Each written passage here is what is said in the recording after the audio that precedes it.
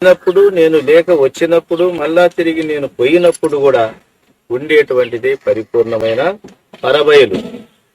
నేను ఇంతవరకు ఇన్ని జన్మలు ఎత్తినా ఇంతవరకు దీన్ని ఎరగలేకపోతే దీని యొక్క లక్షణాన్ని నేనుండి ఇప్పుడు నేననేటువంటి స్వరూపాన్ని తెలుసుకొని ఉండి దానిని కనుగొని నేనేగితే మరల బుట్ట ఇక నేను నటికింది దాన్ని ఎరగకుండా పోతేను అంటే పుట్టునోయన్నా వచ్చి హెచ్చి సత్సునోయన్న. అందువల్ల ఉన్నది నిజము తెలిసిపోయినప్పుడే అబద్ధం ఉన్నది అనేటువంటి భ్రాంతి పుట్టదు కాబట్టి వాడు జన్మకు రాదు. ఏమీ తెలియకోకుండా పోతే వాడు భ్రాంతితోనే పోతాడు కాబట్టి భ్రాంతితోనే వస్తాడు. సచ్చిన వాళ్ళకు జన్మలు ఏడుండాయ్యా అన్నారు కొంతమంది. సస్తే లేవు జన్మలు. ఎవడన్నా చచ్చినాడేమో చూపించు, ఒక్కడైనా కానీ సచ్చినాడేమో చూడు. చచ్చిపోతాడు కదా అన్నాడు. చచ్చిపోయేటప్పుడు వాడేమో చచ్చిపోతాడని బాగా చూడండి. వాడు ఏదో ఒకటి అనుకునే దస్తానాడు కానీ ఇదంతా అబద్ధం అని ఏమైనా దస్తానాడా? కాబట్టి వాడు సావడం కాదు, సావలేదు. సావు అనేటువంటిది గురువాక్యము ద్వారానే రావాలి. ఊరికి ఎప్పుడు కూడా ఎవడు సావదు. ఊరికి అంతే ట్రాన్స్ఫారం అయిపోతా ఉంటాడు. గుజరాత్లో చస్తాడు, ఆంధ్రప్రదేశ్లో పుడతాడు. ఆంధ్రలో చస్తాడు, మహారాష్ట్రలో పుడతాడు. పుట్టాల్సిందే కానీ ఇది లేదు. ఎందుకంటే అహం అనే బీజం మిగిలి ఉంది. చూడండి మీరు ఎట్లా పుడతారో బీజ వృక్ష న్యాయాన్ని బాగా పరిశీలించి చూస్తే. ఇప్పుడు మనం ఈ చింతగింజ నాట్యాం, బీజం పోయింది, చెట్టుగా మారింది. కానీ ఈ బీజాన్ని ఎక్కడ ఎదుగులనే చెట్టులో చిక్కదు మనకి. మళ్ళా పరిపక్వ దశకు వచ్చినప్పుడు అనంత బీజాలు వస్తాయి, కాయలు కాస్తాయి. మరి ఇక్కడ పోయింది అనుకుంటే ఆడ పోయితే మళ్ళా ఆడే మిగులుతాడు. అందుకే ఆ ఇత్తనమును కాల్చేయాలి. దాన్ని పనికి మాలిన దానిగా చేస్తే అప్పుడు అది లేకపోతుంది. అందుకు బీజం మిగిలితే ఎట్లా వృక్షం తయారవుతుందో భ్రాంతి మిగిలితే జన్మం అనేటువంటిది అట్లా వస్తాదని చెప్పి భ్రాంతి లేని స్థితిని ఎక్కువ చెప్తా వచ్చినారు. కాబట్టి లేని నేను వచ్చినా నేను పోయినా కూడా ఉండేటువంటి పరిపూర్ణమైన వస్తువు. దానిని నేను ఎరుగలేదయ్యా, దానిని నేనుండి కనుగొని నేనేగితే మరల బుట్టను, ఇంకా మళ్ళీ రాను నేను. లేని నా రాకపోకలు దేనందున దోచబడి నదే బయలు సుమే, దానిని గురుకృప చేయగని నేనేగిన రాను పోను నిజమెన్నటికి.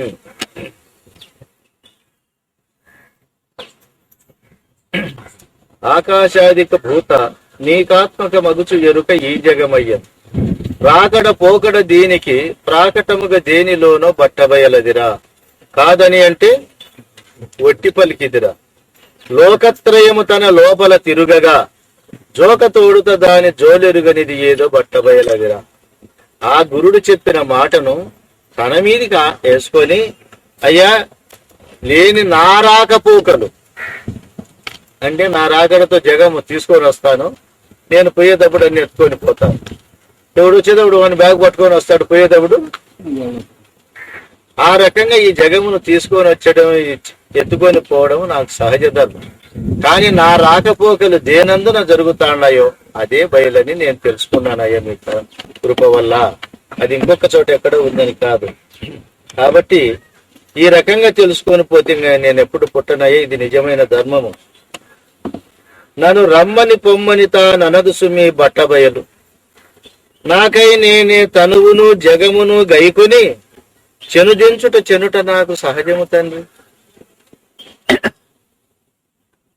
నన్ను రమ్మనందు పొమ్మనందు. ఇప్పుడు నిద్రలో ఉండాలి, ఎవడన్నా పిలుస్తానడా దీన్ని రారా లేరా అని.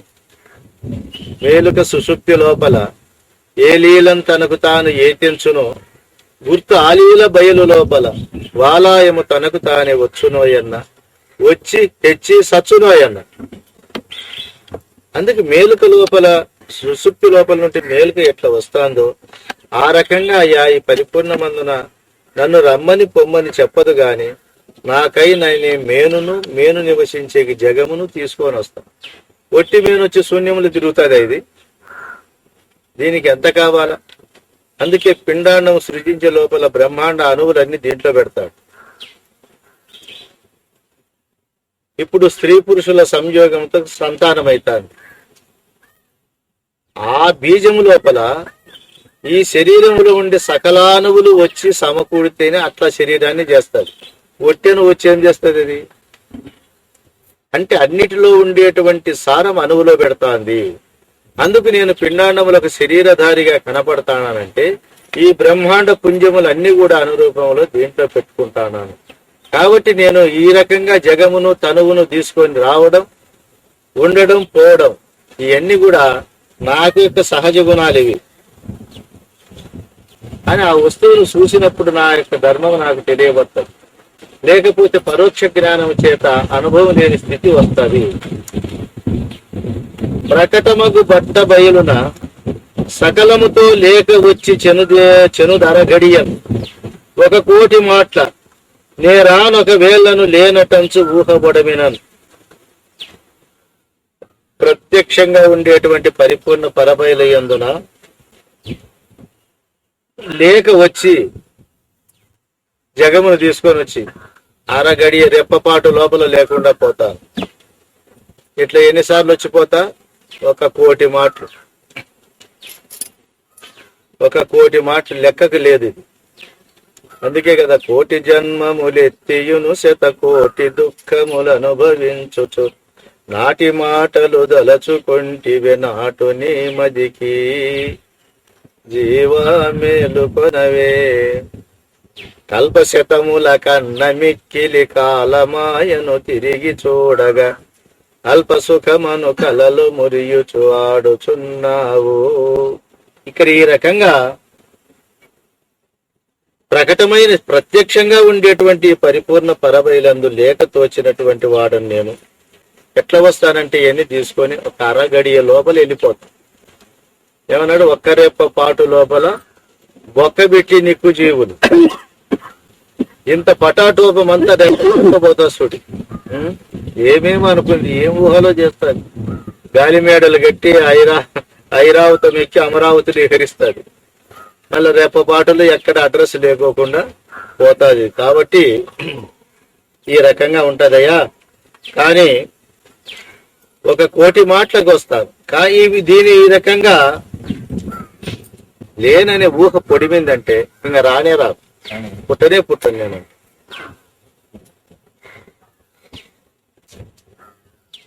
లేని నేను ఎరుగకుండిన మేనుండదు, నేను నిలువ మేనుండక మేనగు నా జోలెల్లని దానిని గుర్తిరిగి నేను తొలగితే చాలు. ఇక తనువుకు ఆత్మకు వేరనే భావం చెప్పి చెప్పి చెప్పి అట్లయితే దాన్ని బలపరిచినారో దాన్ని ఈ శిష్యుడు విని ఇంతకు వరకు గురువుతో వాదించినటువంటి శిష్యుడు తను వేరు నేను వేరు, నేను నిత్యుని నిరాకారుని సర్వవ్యాపకుని, నా యందు ఎనమావుల నీళ్ళ మాదిరి శరీరం వచ్చింది, రజ్జువులో సర్పం వచ్చినట్టు వచ్చింది అని చెప్పినటువంటి శిష్యుడు పరిపూర్ణ బోధ బాగా అతికేలకు ఆ గురువు చెప్పిన మాట చెప్తానాడు. నేను లేని నేను ఎరగకుండిన మేనుండదు, నేను లేకపోతే మేనుండదు, మేనుండక నేను ఉండను. ఈ శరీరం లేకపోతే నేను ఉండేటట్టుంటే ఎంత బాగుంటాండే మనకు. శరీరం లేకుండా ఉండేటట్టుంటే ఆ యోగం నేర్చుకుంటే హాయిగా ఎక్కడ అనంత శూన్యములు ఏడైనా ఉండొచ్చు. అట్లా ఉండదయ్యా, ఇది ఆ రకంగా ఉండదు.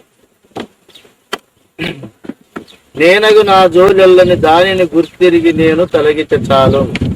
కాబట్టి నేను రెండు ఒకదాని ఎందు ఒకటి ఇడిచిపెట్టి ఉండవు. కాబట్టి ఈ మేము రెండు కలిసి ఏదైతే ఎక్కడైతే ఉన్నామో మా జోలి కనకుండా ఉండేటువంటి ఆ పరిపూర్ణ భయాన్ని చూస్తే ఇంకా మేము ఉండము నాయన, మేము ఆ రకంగా పోవాలా అని అంటారు.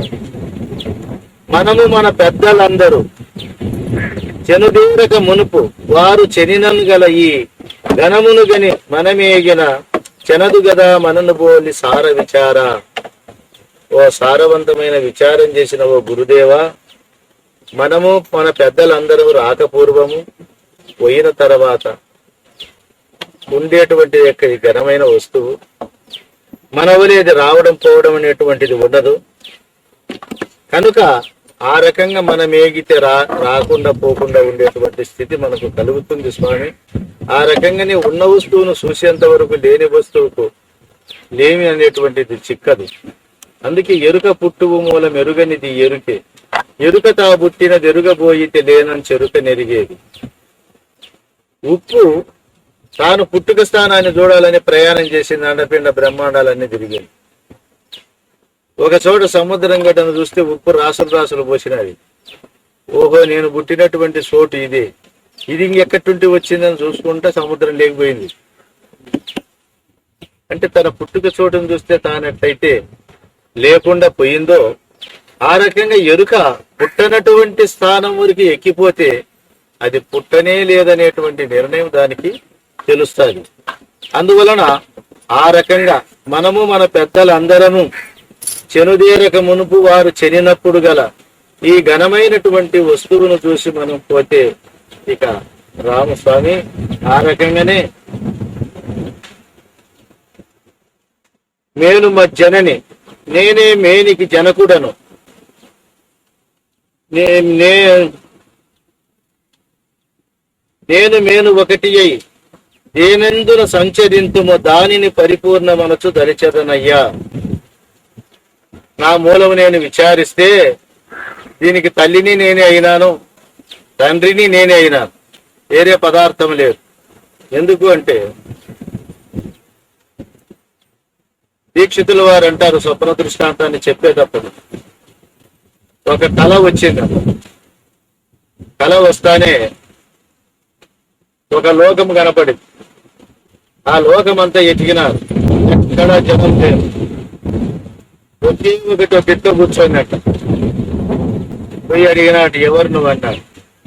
ఏమో నాకు తెలియదు, నా పేరు ప్రకృతి అన్నట్టు. నువ్వెవరు అన్నట్టు. నాకు కూడా తెలియదు, నా పేరు పురుషుడు అన్నాడు. ఓహో, ప్రకృతి పురుషులైతే మన ఇద్దరం కలిసి కాపురం చేస్తామన్నాడు. ఉండే ఇళ్ళన్నీ ఖాళీనే.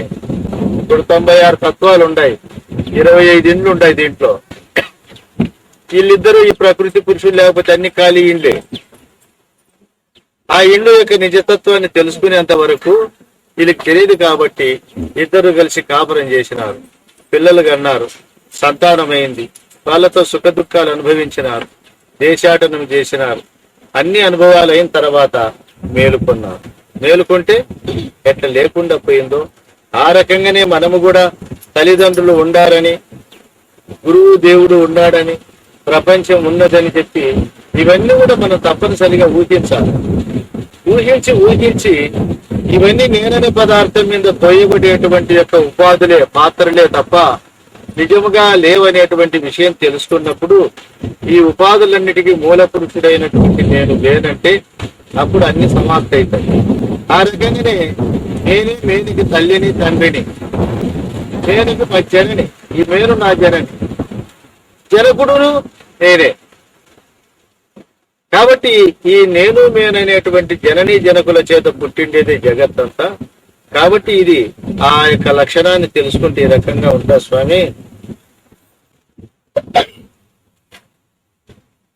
కాబట్టి నేను నిల్వ జగము లేకను, నేనేగిన జగము లేదు, నిజమీ జగమును నేను లేనప్పుడు గల దానిని పరిపూర్ణ మనసు తలపోయే తగును. నే నిల్వ జగము లేకను. దీన్ని మీరు కందార్థాలు అప్పుడే విన్నారు. ఎట్లా విన్నారంటే, జగము వలన సంకల్పము, జగము ఆ సంకల్పమునను జనించును, వేరగుపడదు జన్మ మందిరము. అగుపడి ఎడబాసి నిల్వ వారొండన్నటికి, బయలును గని నీ వీరొండన్నటికి, ఇకదల్చబోకుము ఇవి పుట్టుట ఉల్లకి, మృగజలం అగుపడ్డ మిజ్జం చెరిగిన వాడికి. ఎండమావుల నీళ్లు కనపడితే ఏమంటారు మనం? ఉత్తవి లేవంటాం. అవి ఎట్లయితే లేవంటావో ఇవి ఎట్లా కనపడుతున్నాయి కాబట్టి గురువాక్యంతో ఇవి అట్లా లేవను. అందుకే ఉపమానం చెప్పితే ఉపమేయం కుదురుతుంది. కాబట్టి నేను నిలువ జగము లేకను, జగము నాకంటే ఇవన్నీ కాదు. నేను ఎరుగను, నేను లేకపోతే జగం ఉండదనే విషయం నేను ఎరగను. జగము లేకపోతే నేను ఉండను, నేను లేకపోతే జగం ఉండదు. కాబట్టి ఈ నేనును మేనును ఇవి లేనప్పుడు ఏదైతే నిలిచి ఉంటుందో దాన్ని పరిపూర్ణమని నేను తలుస్తాను స్వామి. అంటే శూన్యవాదమా అంటే అంటాడు చూడైనా, లేకతోచిన పదార్థం శూన్యంగా మారిపోయినప్పుడు ఏదైతే ఉందో అది పరిపూర్ణం. దీనికి సందేహం అనేటువంటిది ఉండదు. పరిపూర్ణ నిష్కర్ష జరిగిన తర్వాత నీతోనే ఒక్కోసారి అంటాడు, ఇంకా నీవు లేకపోతే పరిపూర్ణంగా ఏంటుకుంటుందా, అది కూడా లేదనుకోరాదా అని చెప్పారండి. పిచ్చి పెట్టిన మాటలు మాట్లాడుకోకుండా ఏది ఉంటే ఇదంతా ఉంటాదో ఆ రకంగానే అర్థం చేసుకోవాలి. కానీ నేను లేకపోతే ఏమి లేదని. భీముడు సైన్యముని చంపుతా, దుశ్శాసన్ని చంపుతానే ఇరుపక్షాలు సై అన్నంటే గద పట్టుకోండి. చిక్కనా కొడుకా అన్నంటే అర్జునుడు. తోలుబావ రథం 8 భీముని మీదికి లేదు లేదు వారికి ఆవేశం వచ్చింది. ఊరికి ఉన్న ఆ రక్తం కన్న చూశాలకు అంత రొట్ట తాగినాడు, రొట్ట పెళ్ళాన్ని చుట్టుకు పూసినాడు రక్తాన్ని. ఆ ఉద్రేకం మీద ఈ బలానికి కౌరవ పాండవులు ఇద్దరు సరేనంటే అంటే ఏమిటి విశిక్షణ ఉండే మాటేనా? కౌరవులకు పాండవులకు పట్టం కట్టుకోవాలని కోరాడు. యుద్ధంలో 2 పక్కల వాళ్ళు కావాలి కొడతానంటే ఏమన్న పద్ధతి? ఆ రకంగా ఉంటది ఇది. నేను లేనటువంటి విషయాన్ని విచారిస్తే నేను లేకపోతే పరిపూర్ణం కూడా లేదంటాడు. అంటే ఆ భీముని గద పోగుబట్టినట్టు పడతాడు. అట్లా ఎప్పటికీ అనకూడదు. అది కరెక్ట్ అయినటువంటి మాట కాదు. ఇట్లా నేను జగములై వచ్చినటువంటి దాని యందు వచ్చినాము. మేము పోయినా ఆ వస్తువే ఉంటుంది, దాన్నే పరిపూర్ణమని నేను కలుస్తానయ్యా అంటాడు. లేనినే మాయమైనను మానవులది మరుపు మూర్ఛ మరణంబుగా గాఢా నిద్రయు నిర్నిద్రణ నేనవి విని మృషని నమ్మ నేర్చునే వాటిని. ఇప్పుడు ఎరుక ఎరగకుండా పోతుంది అనుకో, ఈ పక్కన వాళ్ళు పేరు పెడతారంట. వాడు మూర్ఛపోయినాడు, పేర్లు వాడు పెట్టుకోలేడు పాపం. నిద్రపోయింటాడు అనుకో, వానికి తెలియదు ఇది నిద్ర అని, ఈడు పెడతాడు నిద్రపోయినాడని. వాడు యోగ నిద్రపోయినప్పుడు నిర్నిద్రపోయినాడు అంటాడు. అంటే ఈ అన్ని అవస్థలు ఎన్ని పేర్లు పెట్టినా ఎరుక లేని స్థితి. అంటే అక్కడ తనను తాను గుర్తెరగదు కాబట్టి లేని స్థితి. ఇవన్నీ మృషలని తెలిసి వీటిని నేను నమ్ముతాను స్వామి. ఈ రకంగా లేక తోచినటువంటి ధర్మాలు ఇవన్నీ కావాల్సిన వరాలు ఇవ్వాలంటే వాడు ఎరుకైతేనే కదా. వాడు ఉత్త పరమాత్మ అయితే ఏంటికీడు, నీకన్నీ అవసరం లేదు కదా. అందుకే పరమాత్మ స్థానములో అఖండ ఎరుకని, ఆత్మస్థానములో పిండాండ ఎరుకని దీనికి 2 పేర్లు పెట్టుకున్నాడు. కానీ 2 యొక్క అనుభవం ఒకటిగానే వస్తుంది, 2గా రావు. పరమాత్మ అనేటువంటి వస్తువును చూడాలి. పరమాత్మ అనే వస్తువు మాటలో ఉంది కానీ వస్తువును చూడడం లేదు. అది ఎట్లా ఉన్నది అని బాగా విచారించి చూస్తే అందరు అనిన మాట నేను అంటున్నాను కానీ ఆ వస్తువును అందరూ చూడలేదు, అందరితో పాటు నేను చూడలేదు అంటాడు. పరమాత్మ అనేవాడు ఉన్నాడు, నా పాలిట ఉన్నాడు అంటాడు.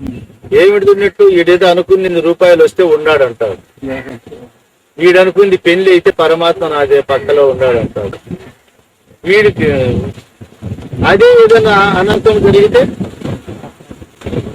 దేవుడు నా చిన్న సేపు చూసి ఆ దేవుడు అంటాడు, వారి గుడి కంపబట్టాలి. ఏది చెప్పడం చెప్పిన మాటలే కదా, అనుభవపరుడి మాటలేం కాదు. అందుకు పరమాత్మను గురించి బాగా విచారించాలన్నప్పుడు ఎట్లా ఉంది, దేనికంటే పరముగా ఉండేది పరమాత్మ. పరిపూర్ణానికి మాత్రమే పరమాత్మ. ఎరుక అన్నప్పుడు అన్నిటినీ నేను గుర్తెరుగుతున్నాను కాబట్టి నేననే పదానికి ఎరుక అనే పదం వర్తిస్తుంది కానీ ఇంకొక ఎరుక లేనే లేదు వాస్తవికంగా. అట్లా 2-3 ఎరుకలు ఉంటే అది ఏ సిద్ధాంతం కుదరనివ్వదు, అది వస్తువు ఉండదు. ఇప్పుడు నిన్న చెప్పుకున్నామ్మా, పరమాత్మకు బ్రహ్మాండానికి పిండాండానికి లింక్ ఎట్టుందని. దీని యందు అన్నం ఆకలి అయితే మనం బయట అన్నం తీసుకొని తింటాను అంటే బ్రహ్మాండంలో అన్నము దీనికి ఆధారంగా పెడతాను. అంటే దీంట్లో ఉండే శక్తి దాంట్లో ఉండే శక్తి ఒకటేననేది మనకు నిరూపణ అవుతాయి. ఇందులో నీళ్లు దప్పికైతే అది తీసుకుంటాను, ఇందులో వెలుతురు తక్కువైతే దాన్ని తీసుకుంటాను, ఇందులో గాలి తక్కువైతే దాన్ని తీసుకుంటాను. అంటే పిండ బ్రహ్మాండాలు రెండుగా కనబడతాండాయే గాని వస్తువు మాత్రం ఒక్కటిగానే ఉంది. అందువల్ల పరమాత్మ అనే పదము భక్తుడు అనాల్సిందే గాని జ్ఞాని అన్నాడు. జ్ఞానికి రెండు ఆత్మలు లేవు, ఒక ఆత్మే ఉంటాది. వాడు అందుకే మమాత్మ సర్వభూతాత్మ అంటాడు. అన్నిటిలో ఉండేటువంటిది నేననే ఆత్మే గాని ఇంకొకటి లేదంటాడు. కాబట్టి వానికి రెండు ఆత్మలు ఉండవు. ఈ రెండు ఆత్మలు చెప్పేవాడు భక్తుడు. కర్మి, యోగి, భక్తుడు, వీళ్ళు ముగ్గురే రెండుగా చెప్తారు. యోగ మార్గంలో కూడా అక్కడ దేవుడు ఉన్నాడు, ధ్యానం చేసి దాన్ని పొందాలని వీడు ప్రయాణం చేస్తాడు. భక్తుడు అక్కడ దేవుడు ఉన్నాడు, నన్ను కాపాడుతా అన్నాడు, ఆయన నమ్ముకొని ఉండడమే నా ధర్మం అని ఆయన్ను రకరకాలుగా ఊహలతో చేస్తాడు. జ్ఞాని దానికి వీడు దానికి వేరు కాదు. కాబట్టి వీడు ఆత్మ అన్నాడు, పరమాత్మ ఉండేది ఒకటే అంటారు. అందువల్ల ఈ పదాలు ఎక్కడ పుట్టినాయని బాగా పరిశీలించి చూస్తే ఇంకా పింఛత్వ భావాలు, భిన్న భావాలు ఉండే వాళ్ళు పెట్టిన పేర్లే గాని వాస్తవికంగా ఉండేటువంటిది ఒకే వస్తుంది. ఇన్నాళ్ళు కష్టపడతా అంటారు, ఇది పరమాత్మ, దీంట్లో నేను చేరుకున్నానని వాడు ఎవడో ఉన్నాడా? అనుకుంటే వాళ్ళే ఉండారు లోకమంతా. అట్లా చేరుకునే దానికి ఆ వస్తువు కనపడేది. ఎందుకంటే నీకు భిన్నం కాదు కాబట్టి ఎప్పుడు కూడా భిన్నంగా దాన్ని అర్థం చేసుకో. ఆత్మ, అనాత్మ, పరమాత్మ అన్ని ఒకటే నేను చెప్పగలుగుతాను. ఈ అధికారాన్ని బట్టి ఇప్పుడు ఆత్మ వేరంటాడు, అనాత్మ వేరంటాడు, అంతరాత్మ వేరంటాడు, పరమాత్మ వేరంటాడు. సరే నువ్వెవర్రా దీంట్లో ఇన్ని పేర్లు అంటావు కదా, నువ్వు ఏ దానికి చెందిన వాడివి అంటే నీ యొక్క రహస్యాన్ని చెప్పు అంటే వాడు ఏం చెప్పడు. ఇవన్నీ నేర్చిన పదాలు. పోనీ ఆత్మ అంటే ఇదని చూపిరా అంటే చూపలేదు. అనాత్మ అంటే ఏది చెప్పరా, అంతరాత్మ అంటే చెప్పరా అంటే ఊరికి ఊహాతో ఇతరులు చెప్పిన మాటలు చెప్పగలుగుతాడే గాని ప్రత్యక్షంగా చూపలేడు. అందుకే దీన్ని అంతా ఏక పదార్థంగా చేసి మన సాంప్రదాయంలో ఇన్ని పేర్లు పెట్టుకుంటేది నువ్వేనప్ప, ఈ ఒక్కటి నీవు లేకపోతే ఉన్నది అది అని చెప్పి తీర్మానం మాటలు మనం మళ్ళీ భ్రాంతి పెట్టేటివి కాదు. పరమాత్మ ఆడుంది ఈడుంది నువ్వు పొందమనేది చెప్పదు. ఆ రకంగా చెప్పినటువంటి బోధ. కాబట్టి ఎరుకను ఈ యొక్క లక్షణ ఇక ఈ శిష్యుడు చూడి ఇప్పుడు గురువుతో ఉన్నటువంటి దాదాపు 30 కందపద్యాలు శిష్యునికి ఈ అనుభవాలే చెప్తా వస్తాడు. వీళ్ళు భాష్యములను త్రాళ్లను జనములు నన్ను గట్టియుంచ జనక నిలుతున చనుదొత్తు నాకు నేనై కనుకనే నన్ను నమ్మరెప్పుడు ఘనులగు వారలు. ఇక భాష్యాలు రాసినారు. భగవద్గీత మీద భాష్యం 3 రాసినారు. ఇంకా శంకర భాష్యము, నీలకంఠ భాష్యం, రామానుజ భాష్యము ఎంతో మంది కట్టేసినారంటే ఇది నేనుడు పోకుండా ఉండాలా, ఇష్ట సత్యం అష్ట సత్యం. ఇట్లా భాష్యములనే త్రాళ్ళ చేత నన్ను ఇది సత్యం ఇది సత్యం అని ఎంతమంది కట్టేసినా నేను చెనక నింతున్నా, పోకుండా ఉండానా. కాబట్టి ఘనులైనటువంటి మహాత్ములు మాత్రము నన్ను నమ్మరు. మిగతా వాళ్ళు శాస్త్రవాదులు దాన్ని నమ్ముకుని జీవితాన్ని గడుపుతారు. మరి ఈ భాష్యములన్నీ మళ్ళా ఎవరో కట్టేసినారు, ఎవరో చేసినారు, ఎవరో చూసినారని చెప్తున్నారు కదా స్వామి, మీకు కూడా భిన్నత్వం వచ్చానా అని చెప్పని అంటారని చెప్పి వెంటనే ఆయన దాని భావాన్ని పూరించి చెప్తాన్నారు. నానా భాషల చేతను నానావిధ శాస్త్ర తతులను అనునమ్ముటకై నేనే రచించి పెట్టితి ఈ నానా దేశముల నరరూపమునను. ఇవన్నీ ఎవరైనా రాసినారంటే అన్ని రూపాల్లో నేనే రాసిన. ఇంకా ఎక్కడ పోతాడు వాడు, పక్కకు పోతుందా భావము? ఎవరయ్యా వేదాలు పుట్టారంటే బ్రహ్మ నిస్పృశితో వేదాహ, చతుర్ముఖ బ్రహ్మ యొక్క ఉచ్ఛ్వాస నిశ్వాసముల నుండి వేదములు పుట్టినాయన్నారు. ఇంకా భగవద్గీత ఎవరితో పుట్టిందంటే చెప్తా అన్నారు. యోగ వాసిష్టం ఎవరితో పుట్టిందంటే చెప్తా అన్నారు. భారతం ఎవరితో పుట్టిందంటే చెప్తా అంటారు. రామాయణం ఎవరితో పుట్టిందని చెప్తా. అన్ని రూపాలలో నేనే రచించినాను. కాబట్టి ఇన్ని రూపాలుగా నేనే రచించినాననే రహస్యం తెలిసి దాని యందు సందేహం లేకుండా దృఢముగా ఉండే గుణము లేకపోవడం వల్ల మనస్సు అన్యాక్రాంతం అవుతారు. ఇంకొక దాన్ని సత్యం అనేటువంటి భావానికి భ్రాంతికి లోనైతాను. కాబట్టి నానా భాషల చేతను అనేక భాషలతో నానా దేశములలో నన్ను నమ్ముటకై నేనే రచించి పెట్టింది ఈ నరరూపమెత్తి. ఎందుకు అది కూడా చూడే ఏ రూపంలో రాయాలంటే మృగ రూపంలో రాయకూడదా? అంటే ఇంకా ఏ రూపంలో రాదయ్యా, నరరూపము ఎత్తి నరుడుగా పుట్టి ఈ అన్ని దేశాలలో అన్ని భాషలలో ఈ భావాలన్నీ నేనే రాసి పెట్టినాను.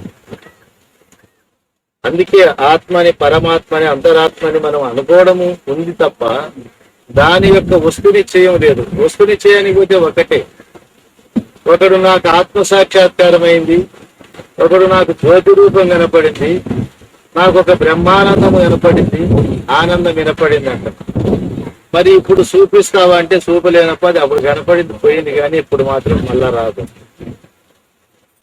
అంటే ఎప్పుడో ఒకసారి కొంచెం సేపు కనపడిపోయేది నిజమైన వస్తువా? కనపడే స్థానానికి వచ్చేది నిజమైన బ్రహ్మమా? బాగా చూస్తే చూసేటువంటిది ఎరుక ఆత్మ గాని, కనపడేది ఏది ఆత్మ కాదు. కనపడేటువంటి సంకల్ప ఊహలు, గుణాలు, కోరికలు, అవి ఊరికి అట్లా వచ్చి తెర మీద ఆడిపోతాయే గాని నాకేదో కనపడిందంటే నీ ముఖం నీకేదో కనపడేది ఏది నిజంగా. చూసేటువంటి వస్తు సందర్శనం లేనివాడు కనపడే దాంట్లోకి భ్రాంతి పడతాడు. ఆ భ్రాంతితో ఎన్నో ఏళ్ళు కష్టపడితే తలక్కున ఒక్క సెకండ్ 2 సెకండ్లో కనపడతాడు. ఈడు ఆనందపడతాడు. అంత పనికి మాలింది ఆత్మ అంటే. ఇంత కష్టపడి అంత పక్కలో దూరి చూడాలా? ఎక్కడ చూసినది లేదా? నీవై ఉండే ఆత్మని ఎంత కష్టపడి చూడాలని ఎవరు చెప్పినారు? అంటే నిజగురు సాంప్రదాయం చిక్కని దోషము, వాళ్ళ సేవ చేయకపోవడం వల్ల ఇటువంటి భ్రాంతులన్నీ పుడతాండయే గాని వాస్తవికంగా అవి ఉండేదానికి వీలే లేదు. ఇంకా నా చేష్టలు ఎట్లా ఉంటాయి చూడు. ఒక చోట నవ్వుదును, వేరొక చోట మిడుకుచుందు, ఒక చోట ప్రకటమగుదు, వేరొక చోట లేకుందు. ఇట్టి చేష్టలు నాకుండాయి స్వామి. ఎందుకంటే ఒక చోట పక్కపక్క నవ్వేది నేనే, ఒకసారి దానికి పెత్తనం చెలాయించేది నేనే, మిడుకుతాట. ఒక చోట పుడతా ఉంటా తల్లి గర్భంలో ఉంటూ, ఒక చోట సస్తా ఉంటా, పుడుస్తా ఉంటా. ఇది నా పరిధి, నా చేష్టలు, నా యొక్క స్వరూపం. నేను ఒక తీరుగా ఉండను. తనువుల రూపములు ఇవన్నీ కనపడతాయి కానీ సూత్రధారి ఎవరికి కనరాడు. ఈ సూత్రం పట్టి ఆడించేవాడు కనపరాడు గాని అంతా కనపడతాడు. అందుకే పూర్వం బొమ్మలాటలో ఒరే బొమ్మలు చూస్తాడారు కానీ సూత్రధారిని చూడలేదు. సూత్రధారి కనపడితే కదా చూసి వాడు వెనకలు ఉంటాడు. అందుకు 92 కీళ్లు కలిగిన ఈ బొమ్మను ఎట్లా ఆడియాలా, చెయ్యి ఎత్తాలా, కాలు ఎత్తాలా అని తల తిప్పాలా, గుడ్డు తిప్పాలా, చెవులు తిప్పాలని తిప్పిస్తుంది ఇది. కానీ అది మాత్రం తెలియబడదు. అది ఎందుకు తెలియబడదు? అది నీవయ్యే ఉన్నావు కాబట్టి. అది నీకంటే భిన్నంగా ఉంటే ఈ కనపడినట్లు అవి కనపడి ఎక్కడ వస్తుంది? కాంట్రాక్ట్. కానీ అవి నీవయ్యే ఉన్నావు కాబట్టి అది కనపడదు. ఊరికే చూస్తుంది, తెలుసుకుండేదే కానీ కనపడే పదార్థం కాదు. ఆ రకంగా ఇవి నా చేష్టలప్ప అని చెప్పని కావేటి కాలవల వలె నా వల్లనే కల్పనవును నానా విద్యలు ఈ విశ్వమందు, విశ్వము నా వెంటనే వచ్చిపోవు నా వలెను సుమి. కావేరి కాలువ చూసినారు కదా, కన్నంబడి కట్ట దగ్గర చూస్తే ఏనుగలు కొట్టకపోయేటట్టు వస్తా ఉంటాయి బయటికి. అవి ఇట్లా మాండ్యా దగ్గరికి ఇక్కడికి వచ్చినామనుకో ఎన్ని కాలువలు, 1000 కాలువలు అవుతాయి. అంటే మూలం విచారించిన వానికి ఇది ఎంత ఒక నది అని ఎట్లా తెలుసునో, కాలువలు చూసేవానికి ఆ ఏకత్వం ఎట్లా తెలియదో, ఆ రకంగా భిన్నంగా చూసే వాళ్ళకి తెలియదయ్యా. మూలం విచారించిన సాంప్రదాయం కాబట్టి కావేటి కాలువల వలె కావేరి నదిని నేను అనేక కాలువలను పారించిన నా వల్లనే కల్పనవును నానా విద్యలు ఈ విశ్వమందు. ఎన్ని విద్యలు చూడు చెప్పేకైతుందే.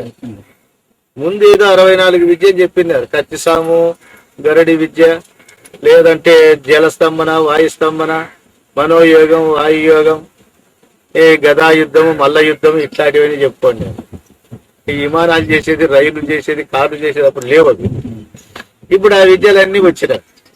అంటే నా వల్లనే కల్పనవును నానా విద్యలు అన్ని నేనే చేస్తాను. ఇప్పుడు కంప్యూటర్ చేసిన అప్ప ఎంత గొప్పవాడు అంటారు, టీవీ చేసిన ఎంత గొప్పవాడు అంటారు. ఎవడు గొప్పవాడు? నువ్వే కాక ఎవడు చేస్తాడు?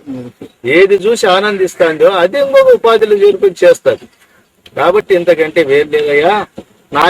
కావేటి కాలవల వలెనే నా వల్లనే కల్పనవుని నానా విద్య ఈ విశ్వమందు. ఈ విశ్వము నా ఎంటనే వస్తాను, నేను పోతాను. పోతాంది. కాబట్టి దీని యొక్క రాకలు చేయకూడదు. నేను ఆడదానవుదును, నేనే మగవాడనవుదు, నేనే నన్నును నేనే వటంచు కూడుదు, నేనే నన్ను చెరుపమనుపని ఈగుదు సుమ్మి. నేను ఆడదాన్ని అయితాండా. అప్పుడు గురువు చెప్పిన మాట అక్కడ ఉంది, కానీ శిష్యుడు కూడా అనుభవాన్ని చెప్తాడు. నేనే ఆడదాన్ని అయితాండా, నేనే మగవాడని అయితాండా, నేనే నీవు నేనని వరించి పెళ్లి చేసుకొని కూడుతా ఉంటాను. నేనే నన్ను చెరిపేదానికి మనిపేదానికి ఉండేదానికి పొయ్యేదానికి నేనే కారణమై ఉండా స్వామి. ఇది నా యొక్క లక్షణం. కాబట్టి నేనుల మేనుల కుప్పను నేను. నేనులు అనేకమే కనపడతాయి, ఏ శరీరంలో చూసినా మేనులు అనేకం కనపడతాయి. అందువల్ల నన్ను ఏమని చెప్పాలా? నేనుల మేనుల కుప్పను. ఇవన్నీ కలిసినటువంటి జగత్తు కుప్ప అంతా నేనే. అందు నేను బయలు నన్ను ఎరుగదు, నేను చెనుదొత్తు మేనై నిమిషములోన మానుగ నా వృత్తి ఇది మాయన సున్ని. నా యొక్క వృత్తి ఈ రకంగా ఉండాలి. మేనుల కుప్పనై ఉండాలి. కాబట్టి బయలు నన్ను ఎరుగదు. ఆ బయలు ఎరుగినటువంటి దాని యందున నేను ఇంత రాసి పోసుకొని ఇదంతా సత్యమని నమ్ముకునేటువంటి స్థితికి వచ్చినా. కాబట్టి నా యొక్క ధర్మాలు ఇట్లా ఉండాలి, ఇది నా వృత్తి అని చెప్తున్నాడు. ఈ ఖండంలో బాగా అర్థమైంది అనుకుంటాను. మళ్ళా వినాలి. ఎందుకంటే మేనుల కుప్పను నేను. గురుభక్తిగా ఉన్నప్పుడు మమాత్మ సర్వభూతాత్మ అనే జ్ఞానం ఎప్పుడు వచ్చిందో అదంతా మన ఒక్క స్వరూపమే. ఇదంతా నీకంటే నిన్న చెప్పిన కలలో దోచినటువంటి ప్రపంచానికంతా అందులో కనబడేటువంటి సమస్త వస్తువులకు నీవే సృష్టికర్తవు, నీవే తద్రూపం వహించాలి. నీకంటే అన్యమైనటువంటి పదార్థం ఇంకొకటి వచ్చి నీకు కలలోపలకు కనబరాదు. నీ యొక్క మనోభావాల్లో ఉండేటువంటి అణువులే ఆ రూపకంగా ధరించి కనపడినట్టుగా ఇక నేనంటే మేనుల కుప్పను నేను.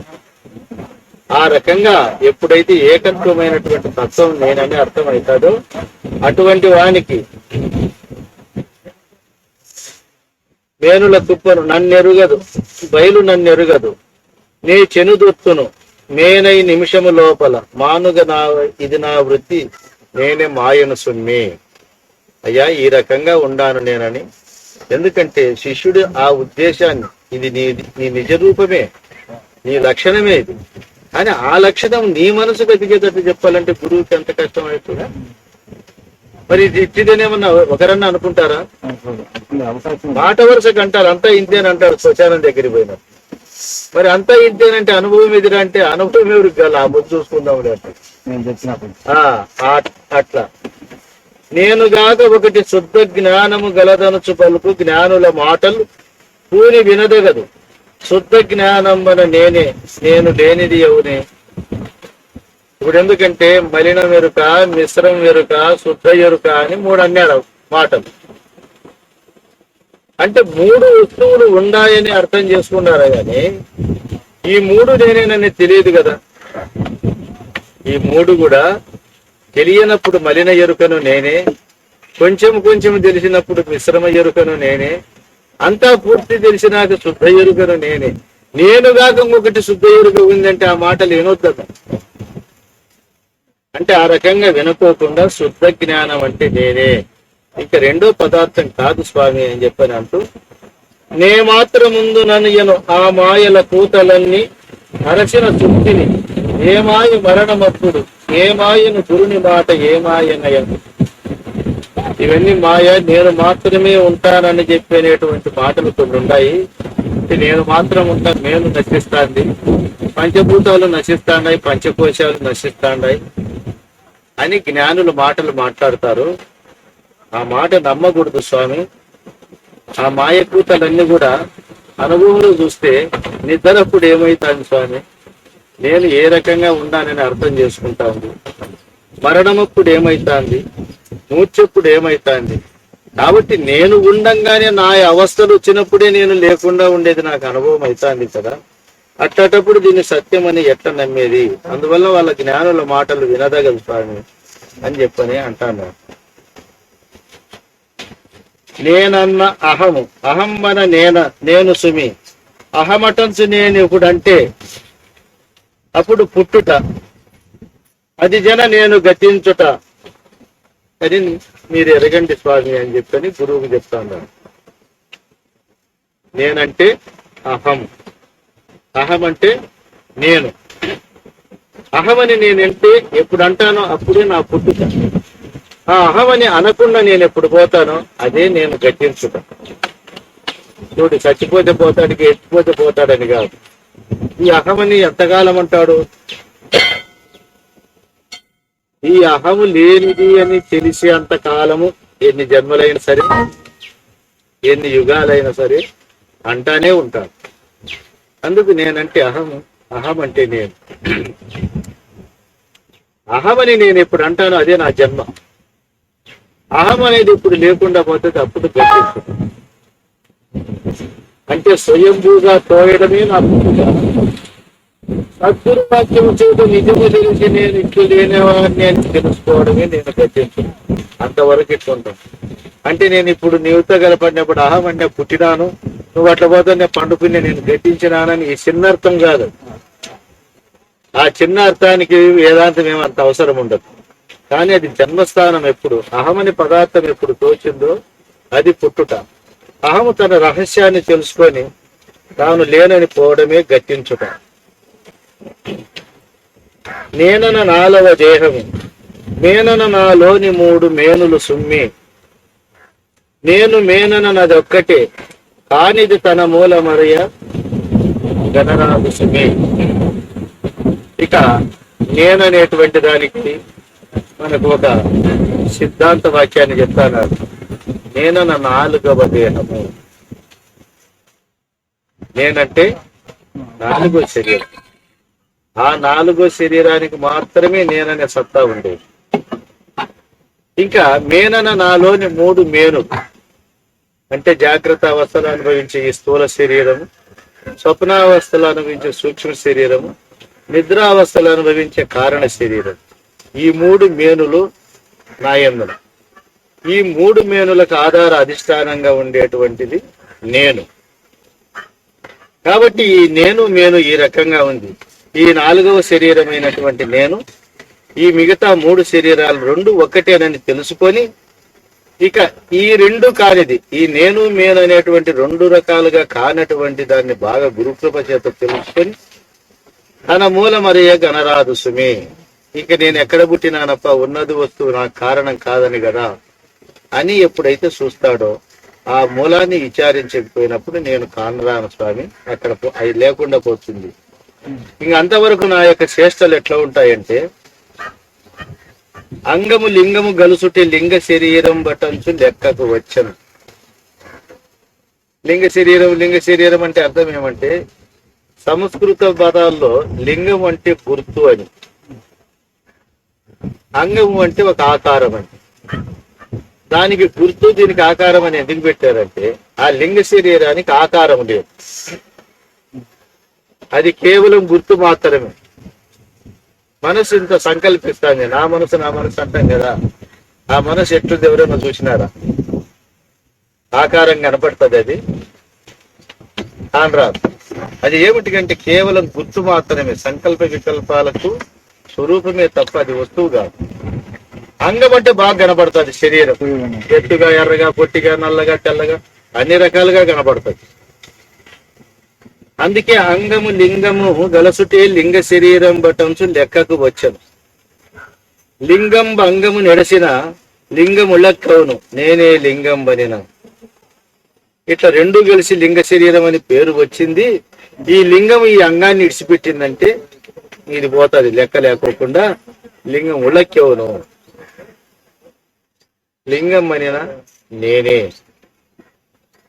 ఎందుకంటే తనను ఎప్పుడు కూడా వేదాంత ప్రక్రియలో అధిష్టాన చేతనమైన ఎరిగే స్థానానికి పోవాలి, కానీ కనపడేటువంటి స్థానంలోకి ఎప్పుడు దాన్ని తీసుకురాకూడదు. అందుకే ఎప్పుడు ఎరుక శరీరం అయ్యే ఉండాలి. ఎరుక రూపులయ్యే ఉన్నప్పుడే స్థితి కుదురుతుంది, కానీ లేకపోతే కుదరదు. లింగము విక్షేపంబన అంగం ఆవరణమనిన నగుని రెండే లింగ శరీరము దీనికి భంగము తన మూలమరేయబడినప్పుడు ఆవరణ విక్షేప శక్తులు ఉన్నాయి.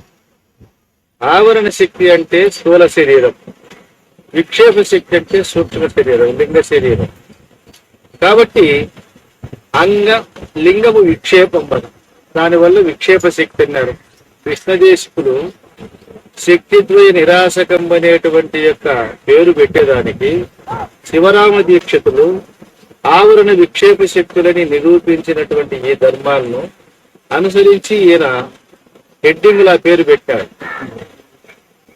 ఏది? శక్తిద్వయ నిరాశకం పైన.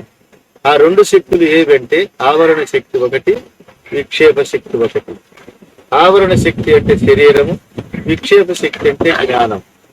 ఈ ఆవరణ విక్షేప శక్తులను రెండును బాగా విచారించి చూస్తే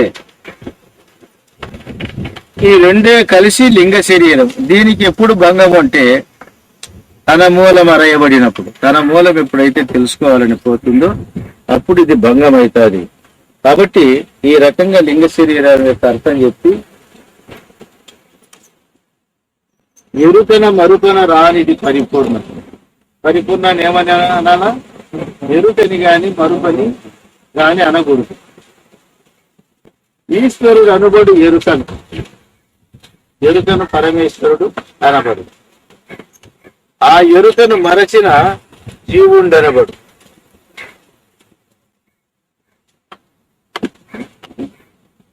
ఇది ఈ కందార్థానికి రెండు రకాలైనటువంటి అర్థం ఉంది. ఇప్పుడు చెప్పినటువంటిది ఒక అర్థం. ఎరుకన మరుపన రానిది పరిపూర్ణము. ఈశ్వరుడు అనబడు ఎరుకను, ఎరుకను మరచిన జీవుండనబడు. ఎరుక అచలము గన నరుగు ఎరుక మరుపులు రెండు. ఎందుకంటే ఈ విభజన ఒకసారి ఒక సభలో జరిగింది. కానీ కృష్ణప్రభు అభిప్రాయం అట్ట చక్కగా మనకు బోధపడతాడంటే ఎరుకన మరుపన రానిది అంటే, ఎరుకంటే మరుపు శరీరాలన్నిటినీ గుర్తిరియేది కాబట్టి మరుపనేది వీలు లేదు. పరిపూర్ణము ఈశ్వరుడు అనబడు అంటే దేవుడు అనబడును, దేవుడను. ఎరుకను మరచిన జీవుండనబడు. ఎరుక తనను తాను మరిస్తే జీవుడనబడు. ఎరుక అచలము నెరుగా నరుగు ఎరుక మరుపులు. ఈ ఎరుక అచల పరిపూర్ణ తత్వమును ఎదిగితే ఈ ఎరుక మరుపుల రూపంలో ఉండేది రెండు లేకుండా పోతాయి అని ఈ శిష్యుడు చెప్పారు. దీనికి కొంతమంది రాసినటువంటి వాళ్ళు కూడా ఎరుకన మరుపన రానిది పరిపూర్ణము, ఎరుకని గాని మరుపని గాని అనరానిది పరిపూర్ణము, ఈశ్వరుడు అనబడు ఎరుకను అన్నప్పుడు ఇక్కడ మనకు పదము విభజనకు చిక్కదనమాట. ఎరుకను పరిచిన జీవుడు అనబడు. ఎక్కడ జీవుడు ఎక్కడ ఈశ్వరుడు అని బాగా ఆలోచన చేస్తే ఎరుక తనను తాను ఎరిగినప్పుడు ఈశ్వరుడని, ఎరుక తనను తాను మరిచినప్పుడు జీవుడని పేరు దీనికి. కానీ ఎరుక మరుపులు గాని జీవుడు ఈశ్వరుడు గాని ఈ నాలుగు రకాల్లో కూడా పరిపూర్ణము లేదు. కాబట్టి ఈ ఎరుక మరుపులు రెండు అచలము నేరుగా అరుగుతాయి, లేకుండా పోతాయి స్వామి, ఇది నాకు అర్థమైంది అని చెప్పని అంటాడు. ఎరుకన సత్వగుణంబని మరుపన తామసమటంచు మరీ రెండు సరి అయిన రాజసంబని నరులెన్నిది మూడు ఇడువన అర్హము సుమే. అర్హము స్వామి. ఎందుకంటే ఎరుక అనేటువంటిది శుద్ధ సాత్విక గుణమని, మరుపు అనేటువంటిది తమో గుణమని, ఎరుక మరుపులు రెండు సమానంగా ఉన్నప్పుడు రజోగుణమని అంటాడారు. ఈ మూడు గుణాలు కూడా బంధహేతువులు, ఈ మూడు గుణాలు కూడా జన్మహేతువులు. కాబట్టి ఈ మూటులో ఏది మంచిదని పెట్టుకోరాదు, ఇవి విడవడమే మంచిది స్వామి అని చెప్పని గురువుకు ఆ లక్షణాన్ని తెలియజేస్తూ, నన్నెరుగనట్టి బయటను ఎన్నడు లేనట్టి నేను ఈ విశ్వమునై ఉన్నట్టులుండి నే లేందున్నది గని నేను పోతే దుందనుగు సుమే. ఇది తన సొంత అనుభవం ఎట్లా ఉంటుంది అంటే, గురుడు బోధించే క్రమం వేరు, శిష్యుడు అనుభవానికి తెచ్చుకొని చెప్పేటువంటి క్రమం వేరు. నన్నెరుగనట్టి బయటను, నన్నెరుగనటువంటి బయలందు ఎన్నడు లేనట్టి నేను ఈ విశ్వమునై వచ్చిన. ఎన్నడూ లేనటువంటి నేను ఈ పరిపూర్ణమందున విశ్వాన్ని తీసుకొని విశ్వమునై వచ్చిన. మరి ఉన్నది ఉన్నట్టులగని, లేనిది ఉన్నది గని, నేను లేనటువంటి వస్తువుని, నేను లేకపోయినా ఉండేటువంటి వస్తువుని గని నేను పోతే దుందనుకు స్విమ్మింగ్, అప్పుడు నా దురదనిగిపోతాను, ఇంకా నాకు ఏ బాధ ఉండదు అనేటువంటి విషయాన్ని తెలియజేస్తాను.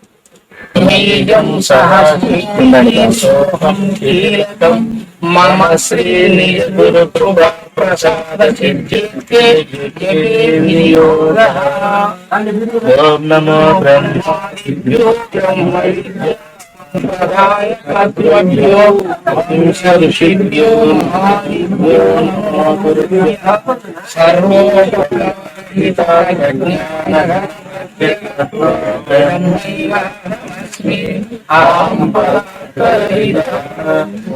చూడప్ప కూర్చోండి, ఇక్కడ కూర్చుంటారు. శ్రీ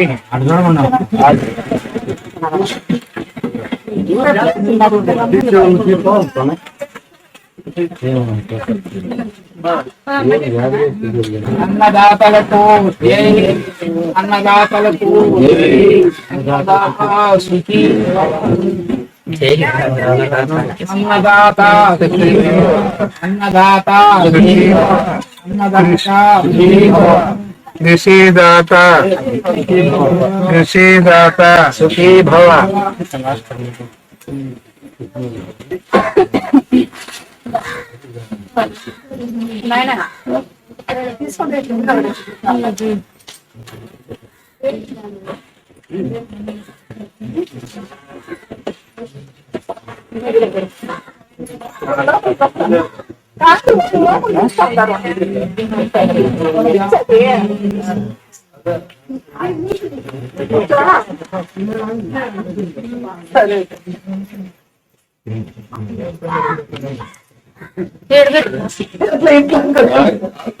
ఇప్పుడు నాకు చెప్తాను, పిచ్చిండి వాళ్ళే చెప్తాను. అట్లా ఇట్లా ముడుచుకొని ఉంటే అందుకే ఇట్లా ఉన్నాయి. మస్తుగా పడినా నేను. అందుకే నువ్వు ముందే పడుకుంటాను, నేను ముడుస్తాను అమ్మ అని.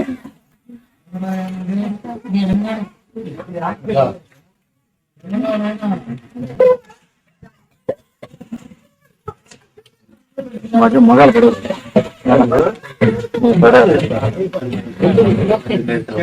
నీకేం సపోర్ట్ చేస్తా కదా.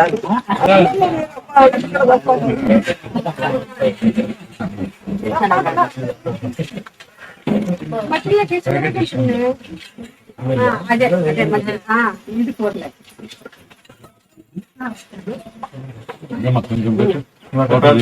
ఫోటో తీసుకోండి. స్వామికి నాకు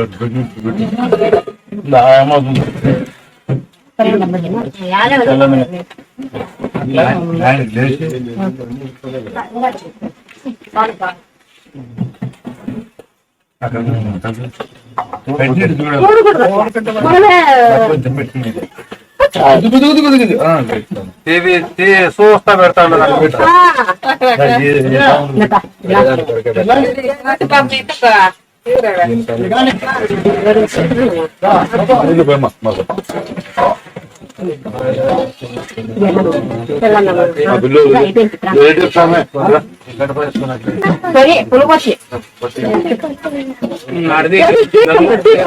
పడుతుంది ఎక్కువ పాపం వచ్చాక రాలేదు.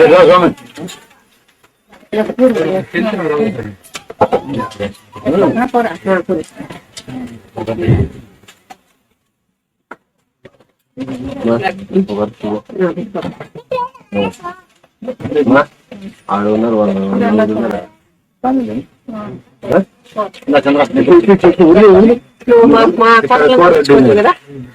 మా కోడలు మర్చిపోయినా ఆమె ఊరించేది వాళ్ళప్ప.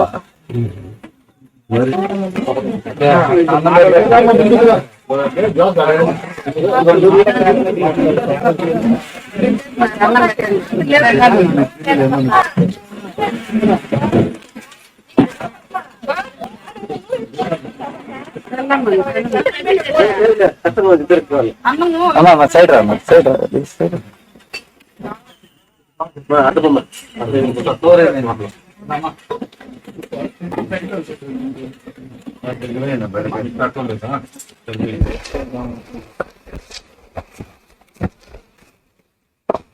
చూడు ఇవన్నీ చూడు ఎట్లా పాడేడుతా ఉండదు.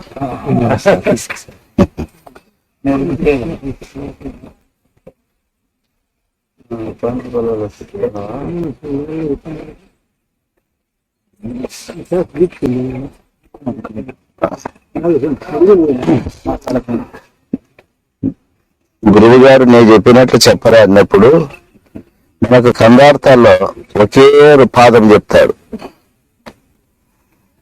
తానే నమచును అనడానికి పేరేమంటే బయలు అంటాడు శిష్యుడు. మళ్ళా తానే నమచు నీవు అంటున్నావు కదా, నువ్వెవరు అంటే నేను లేనెరుకను అంటాడు. ఆ రెండు మాటలతోనే కందార్థాలు అయిపోతుంది. నా బుద్ధికి సరిపడ్డది నీ బుద్ధే గాని ఎన్ని నేర్పులు గనినని దీంట్లో దాదాపు 30 కందపద్యాలు చెప్తాడు. అనుభవాన్ని, శిష్యుడు అనుభవాన్ని చెప్పడం ఎక్కువ. ఏది అంటే మొత్తం అన్ని శాస్త్రాల్లో భగవద్గీత, సీతారామాంజనం ఇట్లాంటివన్నీ చూసుకున్న అన్నిట్లో కూడా శిష్యుడు ఎక్కువ అనుభవం చెప్తా ఉండేది దీంట్లోనే, ఈ కందపద్యాల్లోనే. సీతారామాంజనంలో చెప్పినప్పుడు దేహ బుద్ధోస్మి దాసోహం, జీవ బుద్ధోస్మి తమేంశం, ఆత్మబుద్ధోస్మి తమేవాహం, ఇతినే మతి నిశ్చయ అంటాడు ఆయన. అంటే నేను జీవుడను అనే నేను మామూలుగా ఆంజనేయుని అనుకున్నప్పుడు నువ్వు నాకు ప్రభువు, నేను నీకు సేవకుణ్ణి. నేను జీవుడని అన్నప్పుడు నువ్వు సూర్యునివి, నేను ఒక కిరణాన్ని. నేను ఆత్మని తెలుసుకున్నప్పుడు నువ్వు నేను ఇద్దరం ఒకటే. ఇది నాకు నిశ్చయమైందని ఆంజనేయ స్వామి చెప్తారు. అంతే నిర్ణయాన్ని ప్రకటిస్తారు. తర్వాత భగవద్గీతలో కూడా ఇదొక్క మాట చెప్తాడు, నష్టమోహ స్మృతిర్లబ్ధ అని. అర్థాల్లో కూడా ఒక అర్ధ పాదమే చెప్తాడు. కానీ ఈ దీంట్లో దాదాపు 28-30 కందాలు చక్కగా ఆయన అనుభవాన్ని చెప్తూ, ఈ అచలం ఒకటి బ్రహ్మమని మాయామయమైన విశ్వమంతయునేనం ఛాయమెరుంగక నన్ను నరులీయడ బ్రహ్మం బటంసన లెక్కిడ నగుదురు అంటారు.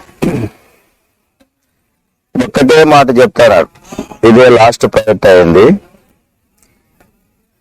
పరిపూర్ణం ఒకటి తప్ప నితరమైన ప్రపంచమెల్లా తగదెలియము నీ ఎరికేనని మది లోపల అని కందార్థాల్లో ఏ చెప్పినాడో అదే అనుభవాన్ని శిష్యుడు దీంట్లో తెలియజేస్తున్నాడు. ఒక్క పరిపూర్ణమైన వస్తువు తప్ప ఈ మాయామయమైన విశ్వమంతా నేనే, అది ఆయన ఎరుకన్నాడు. పరోక్ష పద్ధతి అది. ఎరుక అనేటువంటి భావము పరోక్ష పద్ధతి. ఎట్టన్నాడు, పరిపూర్ణం ఒకటి తప్ప నితరమైన ప్రపంచమల్లా తగదెలియము నీ వెరికేనని అన్నాడు. ఇక్కడేమంటున్నాడు, ఈ అచలం ఒకటి తప్ప నితరమైన ప్రపంచం మొత్తం వల్ల నేనంచను ఈ ఛాయ ఈయడ నన్ను బ్రహ్మమని పలుకుతూ నేను ఇది నవ్వుతాను అన్నాడు. అనుభవం ఎట్లా ఉంటుంది అనే దానికి దీనికి మనం జోడించి చూడాలంటే, నిర్ణయం గురువు ఎన్నోసార్లు చెప్తాడు, అది మన మనసుకు అంతగా అతకదు. మన మనసుకు అతికినప్పుడు వచ్చేటువంటి మాట సరైనటువంటి నిర్ణయం. అందువల్ల శిష్యుడు భావానికి అతికినప్పుడు ఈ లక్షణం చెప్తున్నాడు, ఈ అచలం ఒకటి బ్రహ్మమని, మాయామయమైన ఈ విశ్వమంతా నేనేనని ఈ క్రమము ఎరుగక ఈ ప్రజలందరూ నన్ను ఈ ఎడ బ్రహ్మం అంటే నేను నవ్వుతా ఉన్నానంటాడు, నవ్వుదునంటాడు. ఇక భూమను భద్రాచలమని రాములనుచు లేని నన్ను అరక్షణమునని నీ మాట విని ఉలెక్కిని నా మాటను మరిచేనికి నయమని తోచన్. ఇది శిష్యుడు లాస్ట్ కర్ణం చెప్పేది. భూమ భద్రాచలం ఆ పక్క పెట్టు.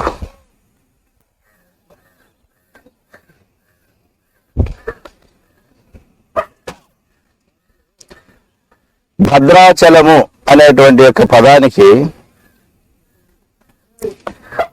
మనం ఏదో ఒక నది ఒక కొండ ఉండేటువంటి దాన్ని అంటున్నాము కానీ వాస్తవికం చూస్తే భద్రము అంటే శుభకరమైనటువంటిది, అచలము అంటే చలనము లేనటువంటి వస్తువు. ఇట్లా భూమను అంటే పరిపూర్ణమును భద్రాచలమని, అందులో ఉండే రాముడు నేనని అతడేమన్నాడు అన్నమాట, అలా భద్రాచలమని నా బయలుగా గుర్తెరగవలయు ఎరుకను విష్ణు అందులో దోచి సద్గురు కృపచే నిలువక విష్ణు ఎగిరిపోతే నిశ్చయమదిరా కృష్ణదాసు నిశ్చయమిదిరా. ఇలలో ఎవరైనా ఈ కందార్థముల లోపలి గూఢార్థము తెలియ భ్రమను చెందరు వారు అని అన్నాడవ. ఆ మాటను భావంలో పెట్టుకున్నటువంటి ఈయన భూమను భద్రాచలమని, ఇక్కడ ఏమంటాడు, భూమను భద్రాచలమని అందులో తోసిన రాముణ్ణి నేనని అక్కడ ఇష్టం అన్నాడు ఆయన. అది పరోక్షం అవుతుంది, ఇది అనుభవం ప్రత్యక్షం అవుతుంది నేనని. ఈ ఛాయ మెరుంగక ఈయన నన్ను బ్రహ్మం అంటే నేను ఏం చేస్తాను అడుగుతాను అని చెప్పన్నా. ఇది నిశ్చయమైనటువంటి కందపద్యం. ఇంకా నా గురుడు నాకు తెలిపిన ఇది ఈ గురుబోధంతయు నీకు ఇప్పుడు నేను బాగుగా వినజెప్పితి సుమి ఓ గురువర్యని శిష్యుడు ఊరకయున్నన్.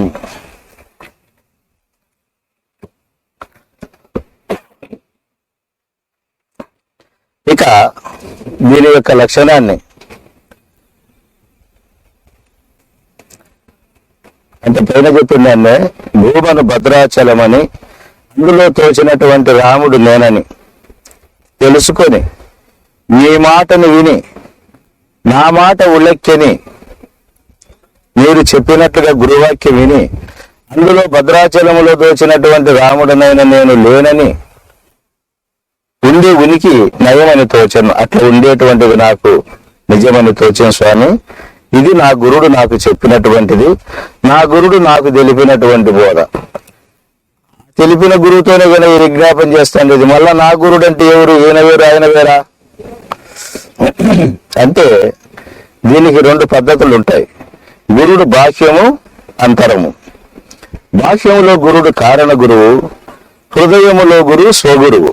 అంటే ఇక తన సొంత గురువు పక్కన ఉండేవాడు కాదు. ఈయనే సమయస్ఫూర్తిగా చెప్పేవాడు. తెలుసుకునేటువంటి యొక్క గుణం ఉండేటువంటి శిష్యుడు, తెలియజేసేటువంటి లక్షణం, దానికి సరైన ఆలోచన సరళిని పంపిస్తా ఉండే శక్తి గురుస్థానం. అందుకే తెలియజేసేటువంటి వాడు గురుడు, తెలుసుకునేటువంటి వాడు శిష్యుడు. ఈ రకంగా నా గురుడు నాకు తెలిపినటువంటి, అంటే నాలో నిర్ణయమైన నా గురుత్వము నాకు తెలిపినటువంటి బోధ ఇది స్వామి అని చెప్పి గురువుకు విన్నవించి ఆయన ఊరికే ఉండాలంట. అంటే ఊరికే ఉన్నాడు మనం. అప్పుడు గురువుకు ఒక ఆనందం కలిగింది. విని శిష్యుని వచనోక్తులు మనమున హర్షించి గురుడు మస్తకమునం చెయ్యునిచి తొడ మీద చేర్చుక తన శిష్యుని నేను నివిరి తానిట్లనియం. ఆ రకంగా చేసేవారు చూడప్పుడు. ఇదే పదమే వార్తికంలో వస్తుంది, అమనస్క బోధలో కూడా వస్తుంది. అంటే గురువుకి అంత ఇష్టం అన్నమాట. తొడ మీద చేర్చుకొని నేను నివిరి శిరమును చేయి పెట్టి కొడుక అంటే ఈ తెలంగాణ భాషలో కొడుక అంటే ఎంత ముద్దు పదం. అది కొడుకును కొడకానే పిలుస్తారు వాళ్ళకి, మళ్ళీ వేరేలే కొడక రానైనా అంటారు. ఆ రకంగా ఆ భాషను సంబోధిస్తూ ఆయన ఆ శిష్యుని యొక్క వచనోక్తులు వింటానే నా బోధ ఫలించింది, నా కష్టము ఫలించింది, నా శిష్యుడు సందేహరహితుడైనాడని ఆనందం చేత ఆ శిష్యుని దగ్గరికి పిలుచుకొని బాగా మేను నివిరి తొడ మీద కూర్చోబెట్టుకొని నువ్వు చెప్పావు కొన్ని. నీ వంటి గట్టివాడిక భూవలయమునందు ముందు పుట్టడు, వెనుకను నే వినలేదున్నాడంచు ఈవేళ నిన్నే గంటి ఇటబలి శిష్య అంటాడు. ఈ మాట అంటే మనకు ఎట్లుంటుంది చూడండి. దీన్ని కృష్ణప్రభు మందిరంలో అనుకున్నాము. యా అందరము మనం అచల సాంప్రదాయము, మేము అచల గురి బుడ్డలు అని అనుకుంటున్నాం కానీ ఇట్లా క్రమ పద్ధతిగా బోధ విని ఆ నిర్ణయాన్ని ప్రకటించే శిష్యుడు ఎవరుండారు? అందుకే ముందు ఉండాలని వినలేదు, ఇంకా ముందు కూడా ఉండడు, ఈ పొద్దుటికి ఇప్పుడు నిన్నే చూసి అన్నాడు. అంటే అంత ఉత్తమోత్తమైనటువంటి భావము, అంత ఉన్నతమైనటువంటి భావము. శిష్యుడు అటువంటి వాడు చిక్కినప్పుడు ముందు పుట్టలేదురా భూవలయంలో, ఇంకా ముందుకు కూడా పుట్టబోడని ఇంతవరకు వినలేదు, ఈవేళ నిన్నే చూస్తేని అన్నప్పుడు ఆ మాట మనం అనిపించుకోవాలంటే ఎట్లా ఉంటది? గురువు నాటి వినాలి ఆ మాట. నా బుద్ధికి సరిపడింది నీ బుద్ధేరా నాయన అన్నట్టుగా ఆ రకంగా చెప్పి, చంద్రుని చీమ ముద్దాడిందనినట్టుప్పుడు నీవు ఈ సద్బోధన చెందితివి, నీకు సరి జగనందెవ్వరు లేరు, నిన్ను మదిమెచ్చితిరా అని చెప్పని అంటారు. చంద్రుని చీమ ముద్దాడింది అన్నట్లుంది ఈ బోధనను పట్టుకోవడం. అంటే ఈ బోధ గగనములో ఉండే చంద్రుడు లాంటిదని, నీవు భూమి మీద చరించేటువంటి చీమ లాంటి వాడివని. మరి భూసంచారైన సీమ గగనంలో ఉండేటువంటి చంద్రుని ముద్దాడాలంటే ఏం మాటలా? అది ఎన్ని కోట్ల సంవత్సరాలు తపస్సు చేసేటికి పోతుంది, పోలేదు అది. కానీ అంత యొక్క వైరుధ్యం కలిగినటువంటి దాన్ని నువ్వు పొందినావు నాయన. ఈ భూమండలంలో ఎవరు ఉత్సగించదు ఈ బోధను. అంటే కోటికి ఒకటి నూటికోటి అంటున్నాం కదా, అట్లా కూడా ఇచ్చయించరు. మళ్ళా వాటి లోపల ఏదో ఒక భ్రాంతి పెట్టుకొని, ఏదో ఒక ముడుపులు కట్టుకొని, ఏదో ఒక పూజలు చేసుకుంటా, ధ్యానమో తపస్సో